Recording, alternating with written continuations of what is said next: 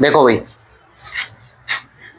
जो trigonometry identities होती हैं ये आपको मोस्टली बच्चे क्या होते हैं, भूल जाते हैं, कंफ्यूजन होती है, मिस्टेक हो जाती है, रॉन्ग हो जाती है। ठीक है, लेकिन एक इसकी ट्रिक होती है, इसको बोलते हैं सुपर हेक्सागन।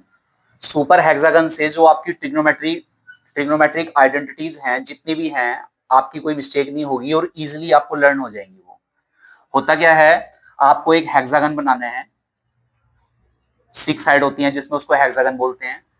पहले हमने हेक्सागन बनाया, हेक्सागन बनाने के बाद हमने लिखा साइन थीटा, इसी पैटर्न में लिखना है साइन थीटा कोस थीटा, फिर यहां पर लिखना है टेंजेंट थीटा, इसके अपोजिट कोटेंजेंट थीटा, फिर यहां पर सीकेंट थीटा कोसिकेंट थीटा। जब आपने इसको लिख लिया, यहां पर आप लिखते हैं ये, यहां पर ये एक तरह से बीच में आपने लिख दिया 1 यहां पर। अब देखो आइडेंटिटीज हमारी क्या बनती है, यहां से आपको एग्जैक्टली पता लग जाएगा। देखो, आपको कोसिकेंट थीटा का रेसिप्रोकल बताना है क्या होता है, तो कोसिकेंट थीटा का रेसिप्रोकल हो गया 1 अपॉन साइन। ऐसे ही अगर आपको कोटेंजेंट का रेसिप्रोकल बताना है तो कोटेंजेंट थीटा का रेसिप्रोकल हो गया 1 अपॉन टेंजेंट थीटा। फिर अगर आपको सीकेंट थीटा का रेसिप्रोकल बताना है तो सीकेंट थीटा का रेसिप्रोकल हो गया 1 अपॉन कोस थीटा।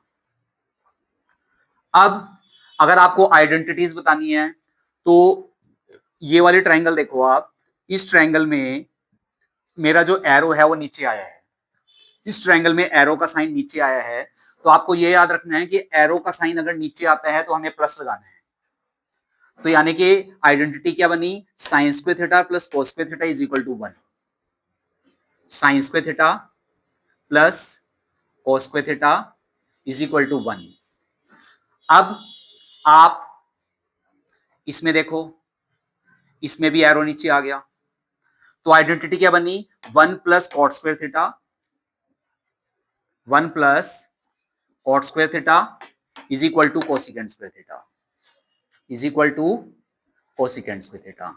अब आप इसमें देखो, इसमें एरो नीचे आ गया, तो आइडेंटिटी क्या बनी, tangent square theta plus 1 is equal to secant square theta, tangent square theta plus 1 is equal to secant square theta. समझ गए? अब आगे देखो, अगर हम, ये तो आपका हो गया अगर हमारा एरो नीचे आया है तो आप उसको प्लस लिखेंगे।